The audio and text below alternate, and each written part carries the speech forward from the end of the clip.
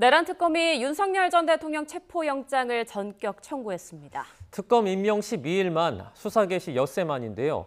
영장 청구의 배경과 전망, 이고은 변호사와 함께 짚어보겠습니다. 안녕하십니까? 안녕하세요. 네. 자, 특검이 밝힌 체포영장 청구의 배경은 윤 전 대통령이 이제 경찰 출석 요구에 2차례 불응하고 그리고 특검 수사 개시 이후에도 불응 의사를 밝혔다는 거죠. 네, 그렇습니다. 앞서 경찰은 총 3차례 이제 소환 요구했는데요. 마지막 소환 요청이 바로 지난 19일이었죠. 예. 그런데 조은석 특검이 수사를 개시한 시점 자체가 18일이다 보니까 19일에 소환 요구에 대해서 불응한 것은 결국 특검이 수사를 개시한 이후에도 이 정당한 소환 요구를 거부한 것이다라고 특검은 보고 있습니다. 따라서 특검에서는 이렇게 전격적으로 윤 전 대통령에 대한 이 체포영장을 청구하게 된 배경으로 경찰뿐만 아니라 이 특검이 수사를 개시한 이후에도 명백히 소환 요구에 불응했기 때문에 추후 피의자인 윤 전 대통령의 조사가 필요한 상황에서 이 소환 조사에는 응하지 않겠다라는 윤 전 대통령의 이러한 입장이 확고하기 때문에 이 조사를 위해서 신병을 확보할 필요가 있다라고 판단을 해서 체포영장을 청구한 것으로 보여집니다. 네. 윤 전 대통령이 경호처에 그러니까 자신에 대한 체포 저지를 지시한 게 이번 체포영장 담긴 혐의인데요. 계엄 이후에 그러니까 지난 1월에 있었던 그 상황을 말을 하고 있는 거죠? 네, 그렇습니다. 현재 이제 윤 전 대통령에 대해서 조은석 특검이 조사하고 싶은 부분은 크게 2가지로 보여지는데요. 네. 일단은 말씀 주신 대로 이 특수 공무집행 방해 혐의가 있습니다. 이 혐의 관련해서는 이 경찰 등의 1차 이 체포영장 집행이 있었던 것이 바로 1월 3일이었는데요. 1월 3일 당시에 경호처에 수사기관의 진입을 윤 대통령이 막도록 지시했다는 것입니다. 네. 영장 기재 내용을 좀 보면 윤 전 대통령 지시 때문에 경호처 직원들이 이 도로에 버스를 가로로 주차해서 길을 막거나 아니면 인간 벽을 만들어서 이 수사기관에서 체포영장 집행을 위해서 내부로 들어오는 것을 막았다라는 것인데요. 이런 부분들에 대해서 굉장히 영장에는 구체적으로 그 지시 내용에 대해서 기재되어 있기 때문에 이러한 부분들도 이제 혐의 소명도 굉장히 체포영장 발부에서 중요한 부분입니다. 구체적인 지시 내용 또 그날 어떤 일이 있었는지에 대해서 상세히 영장에 기재되어 있기 때문에 이런 부분까지 이 영장 전담 판사가 종합적으로 고려할 것으로 보여집니다. 네, 네. 체포영장 저지 혐의와 또 하나가 있죠. 윤 전 대통령이 당시 이제 경호처에 곽종근, 이진우, 여인영 전 사령관 등의 비화폰 관련 정보를 삭제하라 이렇게 지시한 혐의도 있죠. 네, 그렇습니다. 계엄 선포 나흘 뒤의 상황이었는데요. 이 지난해 12월 7일에 윤 전 대통령이 김정은 전 차장에게 2차례 전화를 했다라고 이제 영장에 기재가 되어 있습니다. 이 첫 번째 통화에서는 네가 통신을 잘 안다고 하지 않았냐? 이 관련 규정이 어떻게 되냐? 서버 삭제 얼마 만에 한 번씩 하냐라고 물었다라고 적시가 되어 있고요. 그리고 2번째 전화에서는 수사받는 사람들 이 비화폰을 그렇게 놔둬도 되냐? 조치해야 되지 않냐라는 이야기를 했다는 겁니다. 이 비화폰의 서버를 삭제하는 방법으로 어떤 방법을 쓰냐면 바로 이 로그아웃을 하는 방법으로 그간에 있었던 정보를 삭제할 수 있는데요. 결국 원격 로그아웃하는 방법으로 말씀 주신 이 여인영 전 사령관 등 간에 이 비화폰 서버 기록을 삭제했고 그 배후에는 결국 윤 전 대통령의 구체적인 지시가 있었고 이 지시에 따라서 지금 김성은 전 차장이 경호처 실무진에게 지시를 했지만 실무진은 이것이 법적으로 문제가 될 것이다라고 판단해서 이행하지는 않았습니다. 이런 것들이 지금 윤 전 대통령 체포영장 청구 시에 기재된 2번째 혐의 내용입니다. 원래는 통상적으로 체포영장 청구할 때 그 단계에서는 청구 자체가 언론에 공개되진 않는 것으로 알고 있습니다. 발부된 다음에 보통 공개가 되는데 그만큼 특검의 수사 의지를 좀 엿볼 수 있다고 봐야 될까요? 네, 그렇습니다. 특검이 수사를 개시한 것이 18일인데요. 개시한 지 얼마 지나지 않아서 김용현 전 장관에 대해서도 추가 기소했고요. 또 윤 전 대통령에 대해서 이번 주 월요일에 있었던 8차 공판에도 특검보가 직접 참석해서 공소유지를 함께 하는 등 굉장히 발빠르게 수사와 공소유지를 이어가는 모습 보이고 있습니다. 네. 이 조은석 내란 특검 같은 경우에 아마 1차적인 목표로 삼는 것이 바로 윤 전 대통령의 신병 확보를 1차적인 목표로 삼을 것이라고 보여지는데요. 네. 지금 현재 특검이 출범된 지 얼마 지나지 않아서 많은 국민들이 특검 행보에 대해서 주의를 기울이고 있는 그런 상황입니다. 따라서 윤 전 대통령의 그간 이 경찰의 이 소환 요구에도 계속해서 내가 조사 자체를 거부하는 것이 아니라 직접 나를 찾아온다든지 아니면 서면으로 조사하는 것은 내가 응하겠지만 내가 경찰이나 수사기관에 출석하는 것은 원치 않는다라는 의사를 분명히 밝힌 만큼 이 조사를 위해서는 이 소환 그리고 빠른 신병 확보가 필요하다라고 생각한 것 같습니다. 그래서 이러한 수사 의지가 강력하다라는 것을 보여주는 것이기도 하고요. 또 이 특검법에 따르면 매일 언론 브리핑 할 수 있습니다. 네. 그래서 지금 국민들이 특검이 어떻게 윤 전 대통령이라든지 아니면 김건희 여사 특검팀 같은 경우에도 이 김건희 여사에 대한 이 소환이나 신병 확보를 어떻게 할 것인지를 가장 궁금해하는 부분이기 때문에 이 신병 확보의 과정을 국민들에게 언론 브리핑을 통해서 공유하는 그런 의도로 보여집니다. 네. 네. 윤 전 대통령 측은 특검의 체포영장 청구에 절차적 위법성을 문제 삼고 있는 그런 상황인데, 그러니까 특검이 뭐 출석 요구나 소환 통지를 그 전에 한 차례도 하지 않았다 이런 걸 얘기하고 있는 거죠? 네, 그렇습니다. 특검팀의 주장 내용과요, 윤 전 대통령의 주장이 좀 다릅니다. 예. 특검팀에서는 우리가 18일부터 수사를 개시를 했는데 19일에도 경찰에서 미리 통보한 이 날짜에 출석하지 않았으니 이것은 특검이 수사한 개시 이후에도 출석에 불응한 것이다.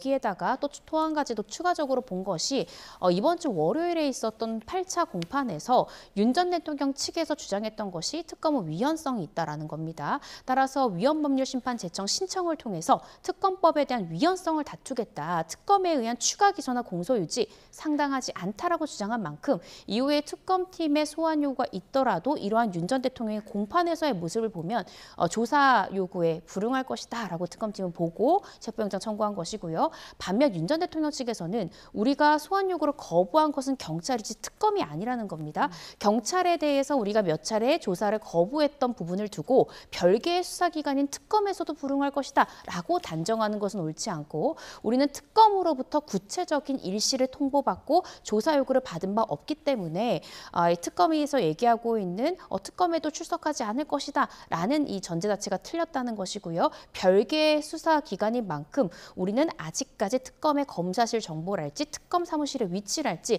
어떠한 조사 일시 장소 등도 통보받은 바 없기 때문에 전격적이고 위법적인 영장 청구다라는 것이 윤 전 대통령 측의 주장입니다. 네, 이제 조은석 특검도 특수통 출신이고 윤 전 대통령도 특수통 출신이라서 특수통 출신의 어떤 맞대결이 예상이 되는데, 지금 윤 전 대통령 측은 내란 특검 위헌성도 주장을 하고 있습니다. 법원에서는 이 주장을 받아들일 가능성을 어느 정도로 좀 보세요? 저는 특검 법안에 대한 위헌성 때문에 영장이 기각될 것 같지는 않습니다. 네. 사실은 이 특검 법안에 대한 위헌성은요, 윤 전 대통령에 대한 이 내란 혐의에 대해서 현재 진행 중인 이 공소유지 과정 중에 아마 조만간 윤 전 대통령이 지기현 부장판사 이 재판부에 위헌법률심판 제청 신청을 할 것이라 보여집니다. 여기서 지기현 재판부에서 위헌성이 정말 있다라고 판단한다면 헌재에 제청을 할 것이고요. 이곳에서 판단이 되는 것이지 이 체포영장의 발부 여부에 특검 법안의 위헌성 부분이 판단의 주요 요소는 될 것 같지 않습니다. 제가 생각할 때 만약에나 이것이 기각이 된다면 윤 전 대통령이 주장하고 있는 사유 중에 가장 강력하다고 보여지는 것이 바로 경찰과 특검은 이 기간이 별개라는 거죠. 특검팀으로부터 우리가 구체적인 일시와 장소를 통보받지 않았는데 내가 어디로 출석을 해야 되는 것이냐. 그리고 현재 윤 대통령 전격적으로 입장을 변경했습니다. 특검이 소환하면 난 가겠다라는 것이거든요. 그러면 체포영장이라는 것은 굉장히 예외적으로 확보가 돼야 되는 것인 만큼 특검팀이 부른다면 난 가겠다라고 피의자가 강력히 이야기하고 있는데 법원에서 섣부르게 체포영장을 발부하기가 굉장히 부담스러울 수 있습니다. 그래서 제가 한 가지 아쉬운 것이 특검에서 신속하게 수사하는 것은 좋지만 윤 전 대통령은 26년 이상 검사 생활한 베테랑 검찰 출신이죠. 따라서 형사소송법의 모든 절차에 대한 위법성의 시비를 충분히 걸 수 있는 그런 인물입니다. 따라서 만약에 특검팀이 출범하고 정식으로 서울고검 몇 호 검사실에 오라라고 짧은 기간이지만 부여해서 통보를 한 다음에 불응을 했다면은 조금 더 안전하게 영장 발부를 우리가 기대해 볼 수 있지만 지금 윤 전 대통령이 별개의 수사기관이다. 난 특검에 이 소환 통보에 응하겠다라는 이 부분은 특검팀에서도 잘 소명해야 되는 그런 부분이지 않을까라는 생각이 듭니다. 네, 그렇다면 체포영장 발부와 기각 중에 어느 쪽에 조금 더 무게가 실린다고 보세요?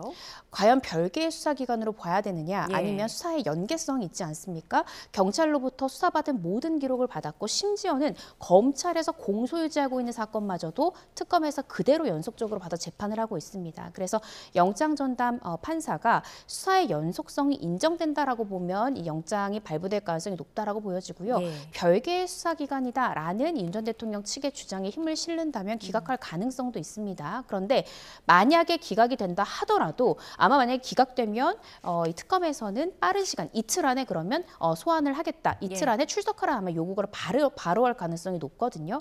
근데 이때도 만약 불응한다라고 하면 체포영장 재청구할 수 있고 그때는 굉장히 안전하게 영장이 발부될 수 있는 그런 상황입니다.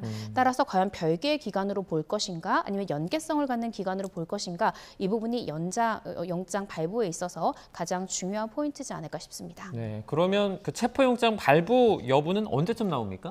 보통은 이제 24시간 내지는 48시간 안에 나오는데요. 네. 아마 오늘 업무 시간 종료 전에 나올 가능성이 높지 않을까 싶고요. 그렇다라고 한다면 오늘 오후 6시 전에 나올 가능성이 있을 것 같고 특히나 오늘 윤 전 대통령 측 변호인도 이 절차적 위법성에 대한 의견서를 통해서 오전에 제출을 했거든요. 네. 그래서 아마 지금 영장 전담 판사가 이러한 이제 양측의 의견서의 내용을 충분히 검토하고 아마 오늘 저녁 전에는 이런 결과가 나오지 않을까 싶습니다. 네, 네. 예상대로라면 머지않아서 그 결과가 나올 것 같은데 만약에 이제 오늘 영장이 발부가 된다고 봤을 때 이제는 이제 경호처 인력이 빠진 상황이잖아요. 그래서 신병 확보에는 뭐 큰 어려움이 없을 거다 이런 관측이 많더라고요. 네, 그렇습니다. 윤 전 대통령의 이 신병을 확보하는 것은 그렇게 어렵지 않을 것 같고요.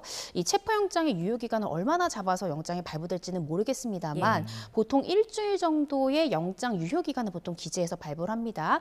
만약에 일주일을 오늘 발부를 한다라고 하면 이제 다음 주 수요일까지가 되겠죠. 그러면 다음 주 월요일에 또 윤 전 대통령에 대한 재판이 예정되어 있기 때문에 재판이 끝날 무렵에 수사관이 가서 충분히 신병을 확보할 수 있습니다. 그래서 여러 가지 가능성을 본다면 이번에는 체포영장 집행이 어렵지 않은 상황이지 않을까 쉽게 영장 집행이 가능하지 않을까 싶습니다. 네, 이것도 가정인데요. 체포영장이 발부됐을 때 그 이후에 어떤 절차적인 상황도 좀 설명을 해주시죠. 네, 이제 체포영장이 발부가 되면요, 이제 체포영장 집행을 하게 됩니다. 수사관들이 피의자의 주거지 등을 이제 체포영장을 가지고 가서 집행을 하게 되는데요. 집행을 해서 이 피의자의 신병이 확보가 되면 피의자가 사용할 수 있는 또 법적 구제 수단이 있습니다. 이 체포 적부심에 대해서 청구할 수 있는 권한이 있는데요. 내가 체포된 것이 적합하지 않다, 부적당하다라고 주장을 할 수 있고 이러한 청구서를 제출을 하면 법원에서는 48시간 내에 이 피의자를 신문할 수 있는 기일을 잡게 됩니다. 네. 이전에도 윤 전 대통령 내란 혐의 사건 때도 이 체포 또 구속에 대한 적부심 다 청구했지 않습니까?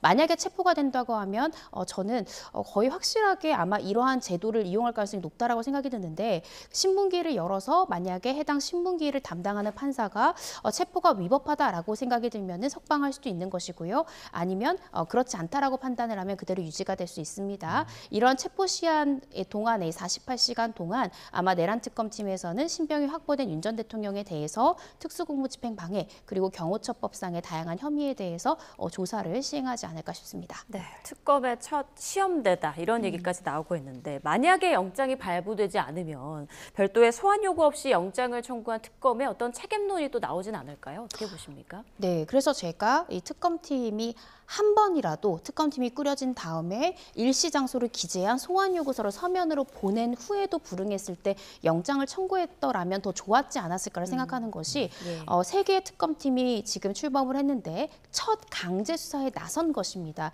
만약에 여기서 기각이 된다라고 하면 국민들의 여러 가지 비판이 있을 수도 있는 것이고요. 윤 전 대통령 측의 법리적인 훨씬 더 우세함, 이 지위를 취득할 수 있는 그런 부분이기 때문에 비판점이 가해질 수 있습니다. 그래서 조금 더 이러한 절차적인 부분을 보완을 해서 진행했으면 어땠을까라는 생각이 들지만 또 특검팀에서는 또 그럴 만한 배경이 있죠. 이 수사기간이 분명히 제한되어 있고 혐의는 많기 때문에 또 신속한 수사가 필요하다라는 것이어서요. 어떤 결과가 나올지 오늘 조금 더 지켜봐야 될 것 같습니다. 네, 알겠습니다. 지금까지 이고은 변호사와 함께했습니다. 고맙습니다. 고맙습니다.